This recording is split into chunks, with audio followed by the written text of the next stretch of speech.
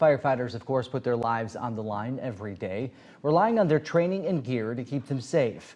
But is their gear really helping keep them safe? New studies show that a chemical in their turnout gear could cause cancer. ABC 6 News reporter Alex Cotter joins us live to tell us more about a new law in Minnesota that helps to protect firefighters when they're called to serve. Alex.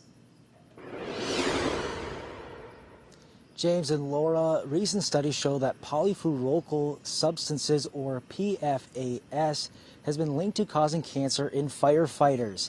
This chemical is used on their gear to make it stain, water, and grease resistant. A Minnesota law is working to save lives by keeping firefighters safe. Every day on the job, firefighters are at a higher risk for getting cancer. According to the CDC, firefighters are 9% more likely to get cancer and 14% more likely to die from cancer than the rest of the population. MnFire has been advocating for firefighters' safety, health, and well-being both on and off duty since 2016, and it takes these numbers seriously. And since the passage of the Hometown Heroes Assistance Program legislation, we've been able to do a lot of things, including paying benefits to firefighters that are suffering from all different kinds of physical ailments, cancer being the predominant one. MnFire helped push for legislation at the Capitol. Lawmakers approving legislation for the Hometown Heroes Assistant Program, which provides support both financially and mentally for all firefighters, full-time and volunteer, across the state. I'd say those numbers look small unless it happens to be you. And 9% of 1.1 million firefighters in the nation is not a small number.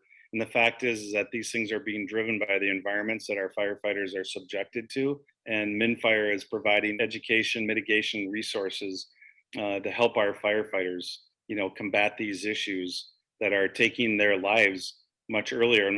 This week, in a joint statement, the International Association of Firefighters and the Metropolitan Chiefs Association are urging firefighters to wear their turnout gear as little as possible because of a chemical that can cause cancer, with the hopes of replacing the old gear with new gear that is PFAS-free.